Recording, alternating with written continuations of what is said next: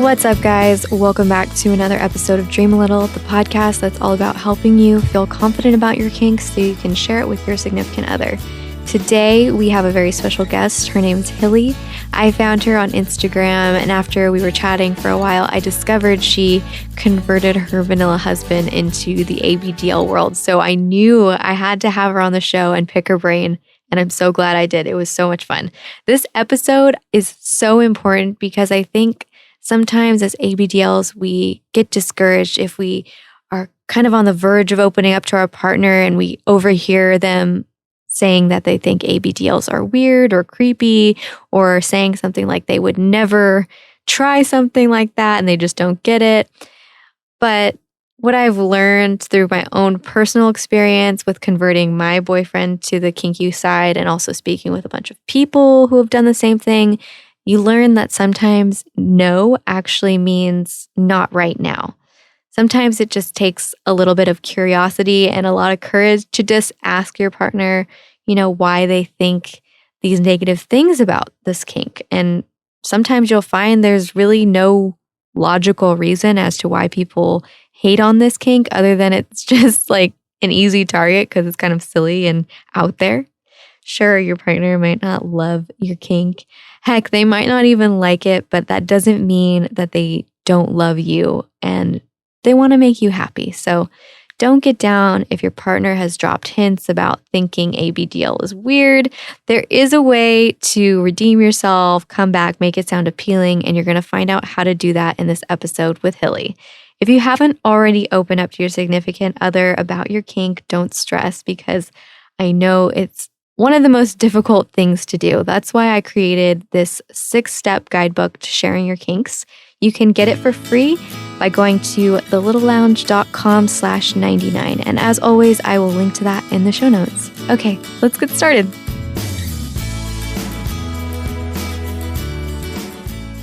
What's up, Hilly? Hey, thank you so much for coming on Dream a Little. How are you doing? I'm doing great. Enjoying the sunshine today. Thank you. And thank you for having me. Yes, of course. Oh my gosh, I'm enjoying it too, except for it's really, really hot in SoCal right now, and I'm I'm sweating my balls off. It's kind of uncomfortable. Can you tell us a little bit about yourself? Like, what do you identify as within the community? Absolutely. So I identify as a little. I have been into DDLG and ABDL for a very long time. I sometimes do a bit of pet play as like a kitty, but mostly just a little. I've thought about perhaps being like a switch or getting into the switchier side of things, but maybe someday. Okay, cool. So you're a little bit curious about the other side, but you haven't had a chance to explore it yet. Exactly, definitely. That's cool. So how long have you been curious about being a little? Has it been since your childhood, or is it a recent development? Actually, yeah, it has been since my childhood. This is like the common story, but I started stealing diapers from my little brother when he was 3. I was 6. And I don't know, I just felt so secure and so safe. And I thought it was weird, but I thought it was a phase. And then I hit puberty and it kind of popped up again. And I just noticed I had an attraction for them. So I was like, this is a little strange. And when I was able to drive and go to the store myself, I got a pack of pull-ups and I just kind of fell in love, and it's just been a part of my life on and off since then. Hey, out of curiosity, are you the oldest? Are you the firstborn in your family? I'm actually the middle. I'm the only girl though. Oh, okay. Interesting. Because I had this theory that like most ABDLs were firstborns like me, but I guess that just disproved it. Okay. I'm sorry. But I think maybe having younger siblings kind of adds to it because you have like the different, like the diapers around and things like that. Maybe, who knows? Definitely. Because I don't think I wouldn't have been able to explore it at such a young age without having those resources. So definitely. Yeah, totally. Just having the curiosity about it. Have you told anyone of your friends, or does your family know? Like, how open are you about this side of yourself? Painfully open. It wasn't quite my choice. So how all of that happened was, like I said, I've been into it for a very long time. So I made an Instagram because I was like really wanting to connect with other people. And I've had it for like a year and a half, I think. And of course, like a month after I had it, my little brother happens to find it, and my whole family found out. Like my parents called me and they were like, why are you posting pictures of yourself online in diapers? And like they thought I was like the only person in the world who did it. And it was just terrible. But now, like, they're really cool about it. So it's been a really big transformation with them because, especially my mother, she's just like, do what you do what makes you happy and live your life. And, the boys in my family are just like, we don't want to know about it. So that's awesome. Gosh. Okay, wait. Yeah. When it first happened, though, like, you had to have been, I would have been at least, panicking. Like, oh gosh, this is the last thing I wanted to happen, right? I was mortified, like, to say the least, Yeah. So what did you say? Like, did they call you out on this too? Or did you just know that they knew and there was like this unspoken thing going on?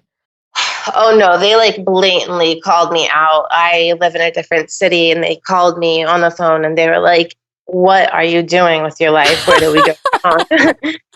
And it was an awkward conversation to have with your father as like a 24-year-old woman. So yes. What did you say? Like, how do you handle that? God, I wouldn't even know.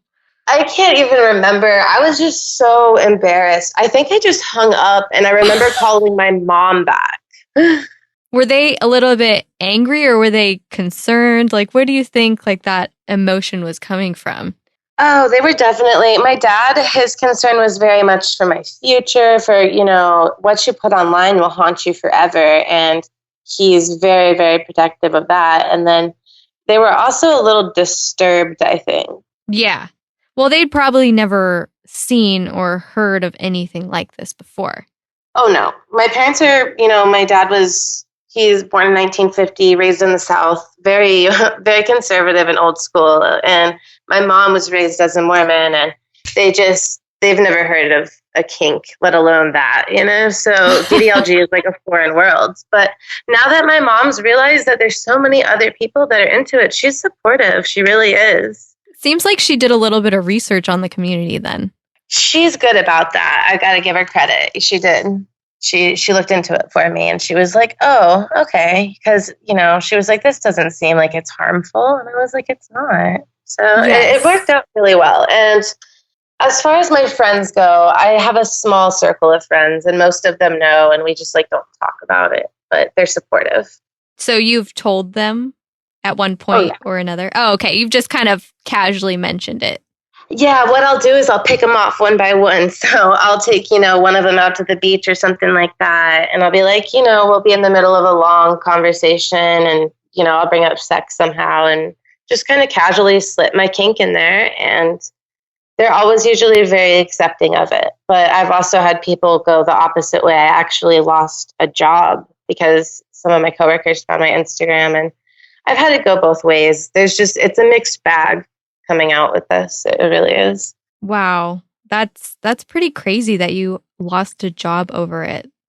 I can't believe people are so closed-minded. Is that even actually legal to like fire someone because of that? It is actually not. It is illegal, but the state I live in is like, it's federally illegal, I believe, but the state I live in is a right to work state. So they can kind of like fire you just for looking at somebody wrong. Oh, gosh.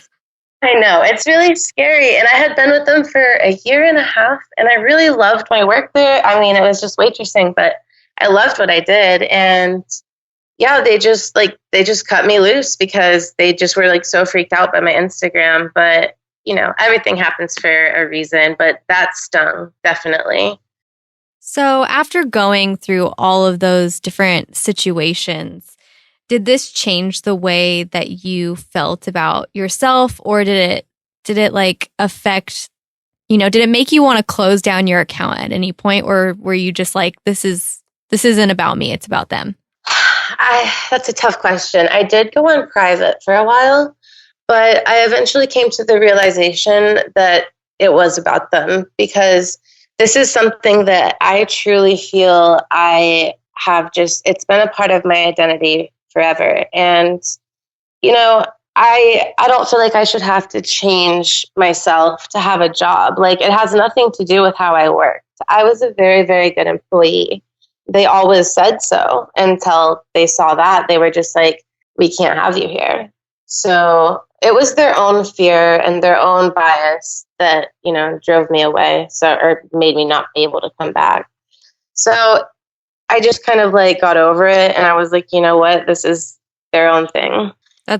Wow. I am really impressed by that. I've never had the courage to kind of put myself out there because, it's scary to be potentially judged by people that or people who have hired you, I feel like I'm not strong enough to handle something like that.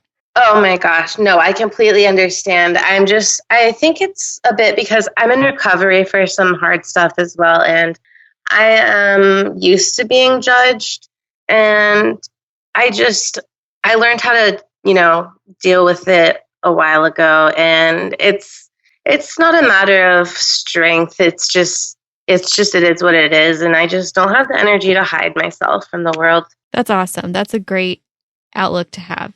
So how has this kink affected your relationships in your life? Like starting from when you were growing up and you were first dating, were you just as open with people? Were your boyfriends or your girlfriends or anything like that? No. Oh my gosh, no.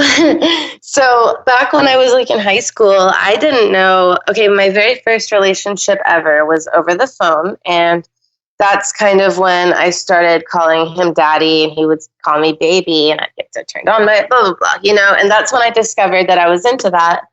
And that was our relationship for 3 years over the phone. And I dumped him because I met somebody in real life, and I was like, I've got to get this. It was somebody I was very into. And we dated for a long time, and I was in high school, and I never mentioned anything about it. I would just kind of like be a closet little at home and just like wear diapers to bed when I was like not staying at his house, because I didn't know about DDLG in the community yet. Like, I didn't know that it was normal. I thought it was really weird. So, and I just didn't really, I would call them daddy, but that was it. But it's definitely affected my current relationship the most in a positive manner. But on the flip side of that, it has definitely affected a lot of my previous relationships in a negative manner, because I was actually trying to like suppress my little side, which is apparently important because like it was affecting my mental health, not being myself. Yeah, and the stress that it can cause. I know when I was in my previous relationship for like almost 4 years, and the guy didn't know, and just trying to hide that, such a big part of you from them, and trying to order things in secret and stressing about like, oh crap, did I put that away, or am I gonna like get caught? Like, it's just, it can be so stressful.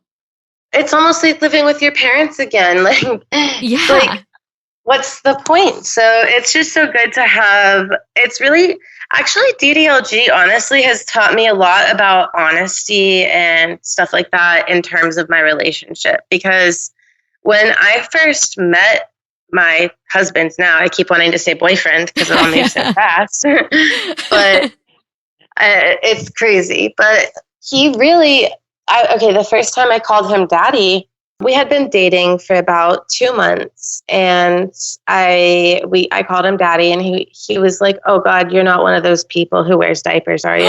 Oh my gosh, no, he did not say that. No way. Yeah, he legitimately said that, and I was like, "Well." Funny you say that, because that was terrifying. How did you respond? I don't think I didn't come out then, because like I was like about to, but like I didn't have the courage after that. I did ask him though. I was like, well, what's so wrong with it? And he was like, I don't know, I guess nothing. And I was like, well, then what's up? And he explained to me kind of like I don't want to say traumatic, but like a weird experience that he had with an ABDL friend that he didn't know was ABDL in high school. And he like walked in on him in like a messy diaper, and he just like got like freaked out by it. And I can understand. Like, yeah, like that actually happened to him. Yeah, so I was like, I should be understanding, because I would be a little disturbed, I guess, if I walked in on my friend like that, you know? Yeah, I mean, especially if you didn't have that kink or know it was even a thing. Yeah, he didn't know it existed. He's really open-minded. But it scared him because he didn't know it was a thing. So, Oh my yeah. gosh. Has that guy never heard of having a lock on his door? Right? Like, and it's like, dude, you invited your friends over. Like, how'd you forget? I think he Come just, wanted on. people to see him. So, like, I know how that is too. Like, I've been there. I've wanted to, like, call the pizza guy. Like, but anyways, that's on another topic right there. right? I'm not even gonna get started there. I really like your strategy of asking him and like just seeing like, well, what do you think is so wrong about it? Just seeing like, because everyone has their reasons, and sometimes they don't even know what those reasons are, except for they think that they should think that way, right? Yeah, we're conditioned to think that way, and to think that, oh, like that's wrong, like that's disturbing, that's not right. Like if it's different, it's bad. And I got really lucky because after I kind of like felt him out, to see like what the issue was, I eventually, through Instagram, I exposed him to the community and stuff like that. And he was like, oh, well, so there's other people doing this and it's an actual thing. And he really came around, Okay, yes. And I love that too, because when I first opened up to my boyfriend, one huge thing that helped was showing him my Tumblr and showing him like, hey, other people are doing this. So it was like social proof that like, it wasn't just those people that you see featured on like Jerry Springer and stuff like that, like the extreme cases. It's actually people who are, attractive, normal, have normal jobs, and they're responsible adults, but they just do it for fun, right? Yeah, it's a release. I actually, through Instagram, well, I made a FetLife that I never used, but through that, I met a friend, and she's just a normal college girl, and she lives like 5 minutes down the road, but now we get to get together and like have play dates, and she's like my little sister, and I forged a new relationship, a beautiful new friendship out of it, a few of them. And then my own relationship with my husband has been like so enhanced with it. Like, it's really beautiful because it creates such bonding and trust. Yes, 100%. Okay, so how did you actually explain, like, okay, wait, this is actually something that I want to try? Like, how did you recircle that conversation back to admitting it was something you liked? I basically told him, I was just very direct with him because I have had to like be direct about like worse things. So I was just like, it's sad but true. I was just like, look, this is something I've been into for a really long time and I really am into it and it's something I'm going to be into. And I basically told him like, you can be a part of it with me or I'm going to do it separately, like alone, like without you. And it's just going to be a thing I do. And he wanted to be involved. And we started with pull-ups because diapers were too infantile and like, stuff like that. So we started with pull-ups and just kind of graduated up. And I compromised a lot with him because he was doing something to get out of his comfort zone, like for my pleasure and to take care of me. And in any relationship, compromise is so important, but especially in a BDSM or DDLG relationship, like it's a very big deal. So yeah. I got lucky. I love that the way you phrased it with such confidence. You didn't ask him for his permission or ask him for his acceptance. You're like, look, this is what I like. I'm going to do it. You can come with me and you could try it, or you can just not be a part of it. And I think that's the best way to phrase it instead of like, if you are seeking like someone's permission to do it, it kind of makes it seem, I don't know. Do you know what I mean? Like, no, it makes it seem like it's an option and like it's something you can turn on and off. And at least for me, I know it's like a deep burning desire that I have like way down in me. I don't know, a coping skill or what, but it's something that I really believe I was genuinely born with. So it makes it seem like there's a switch that you can flip on and off if you ask somebody like, hey, is this okay with you? Like, yeah, Yeah. And I feel like it is perfectly acceptable and reasonable to tell someone, look, I'm going to do this in my own when I'm alone. So like it doesn't affect you and it won't affect you, but this is something that I really enjoy that makes me happy. Exactly. And you also invited him too to be a part of it. I gave him the options, and like I'm I'm really like still proud of him because he's just like really gotten out of his comfort zone and he's become just like an amazing caregiver. Just it's ridiculous because I never would have thought the guy who said, "Oh God, please tell me you don't wear a diaper," would be like, so into taking care of me. But it's just like it's really awesome. Like I say that so much, but I can't help it. It's been such a scary thing to come out with to everybody. And I feel like I'm at a place now where like it's okay. And like my life is like stable with everybody. And like my kink isn't causing any more chaos. And it's really good. That probably feels so liberating. Yeah, it's different. It's really different. And it does. I feel like a totally new person. Like I feel free. And I feel I've gained so much confidence because of it. I really have. When you first started role playing with your husband, was it everything you were hoping for, or did it take some kind of explaining on, like you kind of coaching him through it? It took a little coaching, but I'm really shy, and I had a hard time like telling him because I'm very submissive, so I had a hard time telling him what I wanted. So what I would do is actually like pull up like stories or articles or like, thing like even like little memes, like kind of like about how I wanted to be treated. And I would show that to him so that he kind of had like something else to like base what I wanted off of, because I wasn't able to like, that's one thing that I still can't do is be like, this is what I want and you better give it to me that way.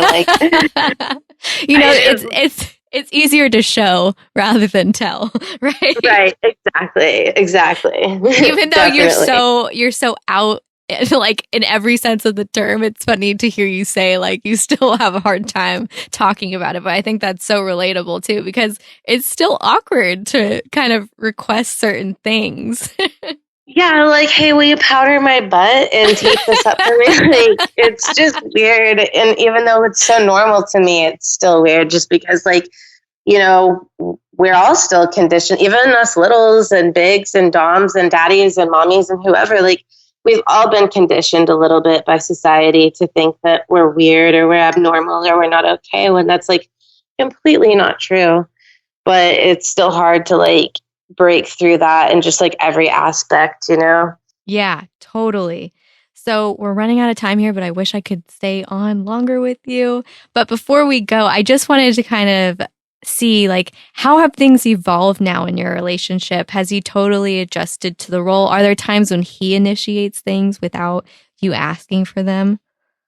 Oh, yes. He's really, really, really adjusted. And I mean, it depends on the day. We have our days and our weeks where we don't get to role play or don't because of whatever emotional reason. But he has usually he's been very good about suggesting it or getting me into that headspace or just like trying to help me relax so that I can get there. And it's just the transformation is like he's always been a caretaker, but I think he enjoys it as well because I think he likes to feel like needed and wanted, and because who doesn't, I know, of course. Yeah, totally. Well, Hilly, thank you so much for coming on the show. I had such a great time chatting with you, and thank you for sharing a little bit about yourself. Oh my gosh, no, I had a lot of fun too, and I'm sorry I'm all over the place. No, you did great. It was awesome. Yay. All right, awesome. Well, let's definitely stay in touch. I would love that. Like, for real, I would absolutely love that. You're so much fun. Yes. So how can people find more about you? What's your Instagram? Oh, my Instagram, it's Princess Blazy Rose. Princess Blazy Rose. And I will link to that in the show notes so people can find your Instagram. So awesome. Sweet. I seriously had so much fun. Thank you so much for having me on. No, thank you. I'll talk to you soon, okay? Okay, awesome. All right, bye. Bye-bye.